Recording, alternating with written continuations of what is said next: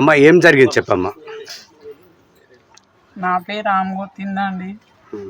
నా కూతురికి చాలా రోజుల నుంచి 2004 నుంచి ఇబ్బంది పెడితేనే 24 నుంచి ఒక లావుడియా కుమార్ అనే వ్యక్తి వాళ్ళ బావ రమేష్, పవన్, పూజ వీళ్ళ ఫ్యామిలీ నుంచి చాలా ఇబ్బంది పెడుతున్నారు. నా పిల్లకి కేసులు పెట్టిన పోలీస్ స్టేషన్లో పోయి కేసులు పెట్టినా కూడా నా పిల్లకు కేసులు వాళ్ళు పట్టించుకోకుండా మా పిల్ల మీదనే కేసులు పెట్టి మా పిల్లని కోర్టు చుట్టూ తిప్పుతున్నారు. కౌంటర్ కేసులు వేశారు.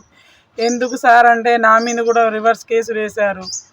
నానా రకంగా నన్ను ఇబ్బంది పెడుతున్నారు. నానా రకంగా ఇబ్బంది పెట్టి నా పిల్లని సందులో కారణంగా వీడియోలు తీయటం ఇదంతా భరాయించలేక కొంతమంది వీడియో చాటింగుల వల్ల నా బిడ్డ ఆత్మహత్య చేసుకొని చనిపోయింది. నా బిడ్డని వీడియో తీసిన సార్ అంటే కూడా నవ్విర్రు. Saikrishna SI, Venkateswarlu SI, Raghavendra CI వీళ్ళందరూ నవ్విర్రు. నీ బిడ్డకు వాళ్ళు ఎందుకు వీడియో తీస్తారని. వాళ్ళ కేసులే తీసుకున్నారు కానీ నా కేసులు తీసుకోలేదు. నా బిడ్డ వాళ్ళ మీద కేసులు చేసి వాళ్ళని అరెస్ట్ చేసి నా బిడ్డ మంచిగా బతికేదేమో. ఈరోజు నా బిడ్డ లేకుండా పోయింది. అన్యాయం అయిపోయింది. అంటే ఎప్పుడు వేరమ్మా పోలీసుల దగ్గరికి? 2004 గతం ఇప్పుడు 6 నెలలు. అది కాదు, అమ్మాయి చనిపోయిన తర్వాత ముందు పోయిరా? ముందు కూడా పోయినామండి. రోజు ఫోన్ చేసిన సార్, సిఐ సార్ కూడా ఫోన్ చేసిన సార్ ఆ గల్లీలో కానీ నా బిడ్డకు ఫోటో తీస్తున్నారు సార్ అని చెప్తుంటే వాళ్ళని గోడ కట్టుకోమని చెప్పి ఏసీబీ గారు చెప్పారు పిలిచి. కానీ వాళ్ళ గోడ కట్టుకోవట్లేదు కావాలని మమ్మల్ని అందరినీ ఆ రేకుల సందులో నుంచి మేమేమో కట్టేస్తున్నాం, వాళ్ళేమో పగలు కొట్టేస్తున్నారు, వీడియోలు తీస్తున్నారు. కావాలంటే మీరు చూడండి ఆ గల్లీలో సందు ఎంత ఉంది. మాకు కనిపించదు, వాళ్ళకి కనిపిస్తుంది. మేము కూర్చుంటే మాకు కనిపిస్తుంది కానీ వాళ్ళని కఠినంగా శిక్షించండి సార్. వాళ్ళు బ్రోకర్లు, వాళ్ళ దొంగలు సార్, వాళ్ళు మంచి వాళ్ళు కాదు. ఆ రౌడీ ముండా కొడుకుల్ని అరెస్ట్ చేయండి సార్ అని ఎన్నిసార్లు చెప్పినా నవ్వుతారు, పంపిస్తారు కానీ వాళ్ళ మీద కేసులే చేయట్లేదు సార్. పోలీసులు కూడా నవ్వుతారు. మీరు కంప్లైంట్ ఇస్తే నవ్విర్రు. డీసీపీ మేడం దగ్గర పోయిన ఒకసారి ఇట్లా జరిగిందంటే నువ్వు కావాలని చెప్తాను. లేదు మేడం మేము అట్లా చెప్పేటోళ్ళం కాదు మేడం. సార్ వాళ్ళు అమ్మాయి సార్ మీద అట్లా చెప్పంగానే మా చెల్లి ఉండి మీరు ఎందుకు అట్లా అంటున్నారు సార్ అని ఏదో ఎదిరించి మాట్లాడితే అక్కడ ఉన్న లేడీ కానిస్టేబుల్ మా చెల్లిని కొట్టింది సార్. కొట్టి ఇంటికి పంపించేసింది. మళ్ళీ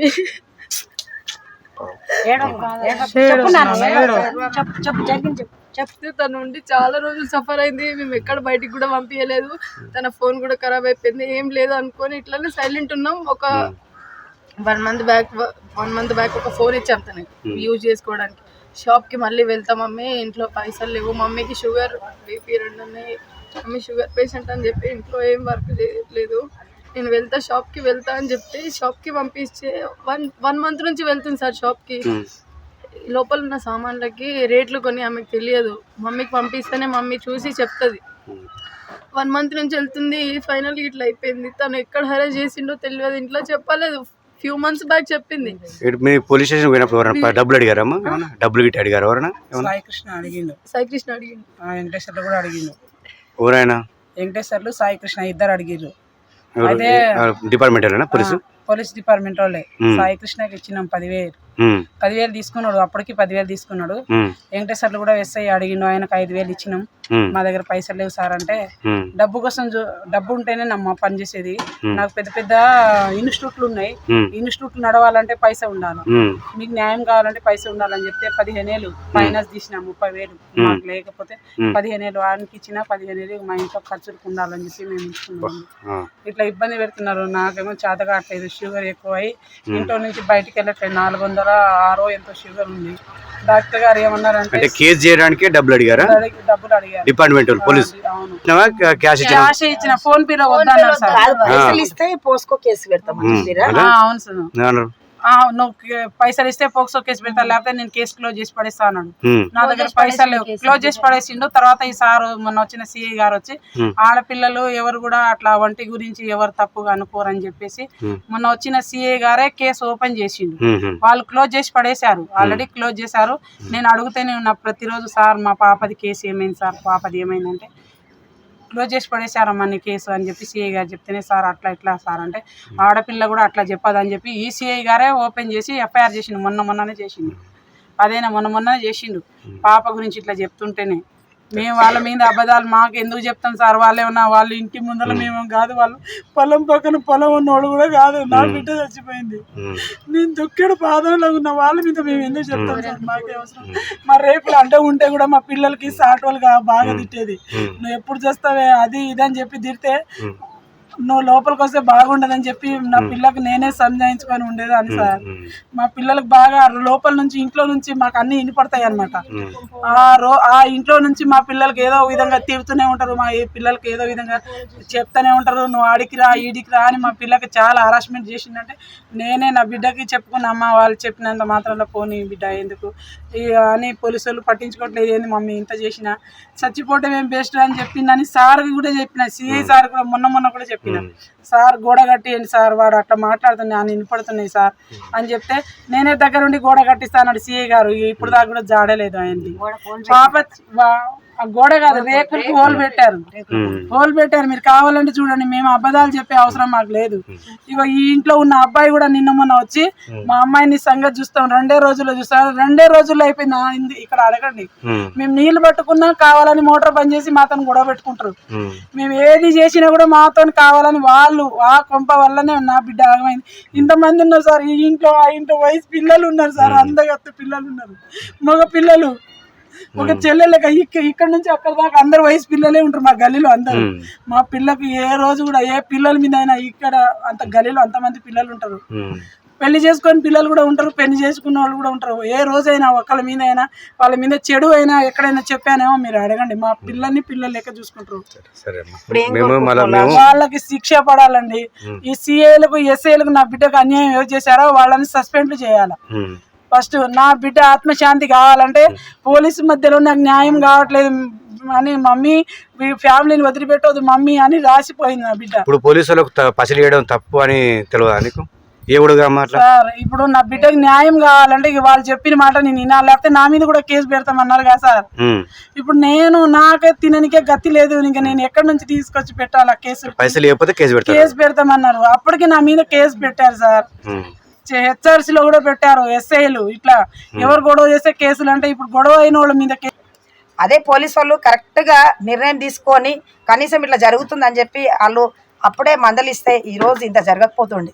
అమ్మాయి కంప్లైంట్ ఇవ్వకపోతే అమ్మాయి మీద ఉల్టా కేసులు పెట్టడం ఏంది? ఇది ఇంకా విచిత్రమైన కేసు, హైదరాబాద్ లో విచిత్రమైన కేసు. 17 సంవత్సరాలు అంటే అసలు పోలీస్ స్టేషన్ కొట్టి తిప్పుతారా? తిప్పే హక్కు ఉందా? ఆ జీవో వల్ల 17 సంవత్సరాల పిల్లకు ఆ జీవోలో తిరిగే హక్కు ఉన్నది అని చెప్పమని ఏ జడ్జి చెప్తాడు చెప్పమని, ఏ చట్టం చెప్తాడు చెప్పమని? చట్టాలలో ఇదే ఉందా? మాకు కావాల్సిన ఈ రెండే, ఆ అమ్మాయికి న్యాయం జరగాలి, ఆ తల్లి ఆవేదనకు పరిష్కారం అనేది చూపించాలి. ఎవరు చూపించాలి? గవర్నమెంట్ చూపించాలి. గవర్నమెంట్ చూపించాలంటే ఇప్పుడున్న ప్రభుత్వమే. ఎక్కడ ఏం జరిగినా కూడా బడాబాబులు బలిసిన వాళ్ళకేమో ఎక్కువ చూపిస్తారు, మీడియా కూడా బలిసిన వాళ్ళకే మీడియా చూపిస్తుంది. మరి ఈ రోజు గరీబ్ ఆమె 12 రోజులు అవుతుంది, ఇంతవరకు కూడా ఆమె మీద ఎటువంటిది కూడా అసలు ఏం జరిగింది అని ఏ మీడియా కూడా రాలేదు. ఈ రోజు ఈ ఛానల్ సాడో ఛానల్ వాళ్ళకు ఫోన్ చేయగానే ఈ రోజు మాకు స్పందించి అమ్మాయి పట్ల అట్లా జరిగింది అని చెప్పేసి సాడో ఛానల్కి మేము చాలా కృతజ్ఞత. ఇవాళ నిండు ప్రాణాలు తీసేశారు. ఇట్లాగా ఇంకొకసారి జరగకుండా ఉండాలంటే మాత్రం వెంటనే ఇది ఫోక్సో కేసు బుక్ చేయాలి, ఈ తల్లికి పిల్లకి తగిన న్యాయం చేయాలి, ఈ కుటుంబాన్ని పరిధిలోకి తీసుకోవాలి. వీళ్ళు ఎటువంటి న్యాయం కావాలని వాళ్ళ తల్లిదండ్రులు కోరుకుంటారో, తండ్రి భర్త లేడు, ఆ పిల్ల మీద ఆధారపడి బతుకుతున్న ఫ్యామిలీ ఇది, ఆ పిల్ల మీద ఆధారపడుతున్న ఫ్యామిలీ కాబట్టి వాళ్ళకి తగిన న్యాయం చేయాలి. వాళ్ళందరికీ వెంటనే శిక్ష విధించాలి. 10,000 వెంకటేశ్వరకి 5,000 ఇచ్చిందంట, కాగితంలో జుట్టు ఇచ్చిన అని చెప్తుంది. ఆమె అబద్ధంగా చెప్తుంది. ఇప్పుడు 17 ఏళ్ల కూతుర్ని పోగొట్టుకొని కన్నీటి అవుతుంది. ఇక్కడ ఎవరు ఆమెకి సపోర్ట్ లేడు, భర్త లేడు, అన్నదమ్ములు లేరని, ఆమెకి ఎవ్వరు సపోర్ట్ లేరని ఎవరు స్పందిస్తలేరు.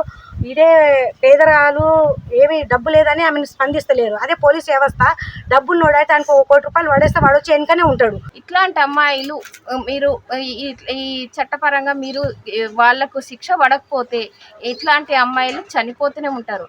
మీరు ఇంత 2026లో కూడా మా ఆడపిల్లలకు న్యాయం జరగలేదంటే ఇంకా ఎక్కడుంది ఈ దేశం? ఉల్టా కేసులు పెట్టి ఆమె దగ్గర డబ్బులు డిమాండ్ చేయడము ఇది ఎంతవరకు కరెక్ట్ అని మేము ప్రజా సంఘాలుగా బీసీ ఫెడరేషన్గా మేము పోలీసులను ప్రశ్నిస్తూ ఉన్నాం. ఇది సంఘటన జరిగి దాదాపుగా 12 నెలలు 12 రోజులైనా 12 రోజులైనా కానీ ఎవరు కూడా ఈ సంఘటన బయట సమాజానికి తెలియకపోవడము చాలా బాధకరం. ఆత్మహత్యకు కూరుకున్నటువంటి సందర్భం పవన్, రమేష్, కుమార్ అనే వ్యక్తులపైన సరైన పోక్సో కేసు పెట్టి సరైన శిక్ష కలిగించాలని. చిన్న పిల్లల కానుంచి ముసలి ముత్తల కానుంచి ఇలాంటి అన్యాయాలు ఇంకా ఎన్ని చూడాలి, ఎన్ని చేసుకోవాలి? మరి ఎక్కడ ఉంది న్యాయము? ఆడవాళ్ళకి ముందంజ అని అంటారు, అన్నిటికీ ఆడవాళ్ళు ముందుండాలంటే దేంట్లో ముందు చావడానికి ముందుండాలా? మరి ఎక్కడ ఉంది గవర్నమెంట్? ఏం చేసింది గవర్నమెంట్? అమ్మాయికి జరిగినటువంటి అన్యాయాన్ని తల్లిదండ్రులకు వాళ్ళకు రక్షణ కల్పించి త్వరలోనే గవర్నమెంట్ వాళ్ళకు సహాయ సహకారాలు అందించి వాళ్ళకి ఎలాంటి బెదిరింపు ఫోన్లు వచ్చినా కానీ కూడా వాళ్ళకు చట్టం మేము వెంబడిగా ఉంటాము అనేటటువంటిది గవర్నమెంట్ కల్పించాలని. ఇంకొకటి ఏంటంటే ఆడపిల్లలకు రక్షణ లేకుండా పోతుంది. మన రక్షణ ఎవరు? పోలీసు వాళ్ళు. ఏ విషయం జరిగినా ఎవరు చెప్పుకోకుండా పోలీసు వాళ్ళ దగ్గర, పోలీసు వాళ్ళే ఈ రకంగా చేస్తే ఇక ఆడపిల్లల రక్షణ ఎక్కడ ఉంటుంది? ఈ ప్రభుత్వం మనకు అసలు ఏం నేర్పిస్తుంది? రాజు అంటే ప్రజల రక్షణ. రాజే సక్కలేడు అంటే ఈ దేశానికి మన సీఎమే బాగలేడు.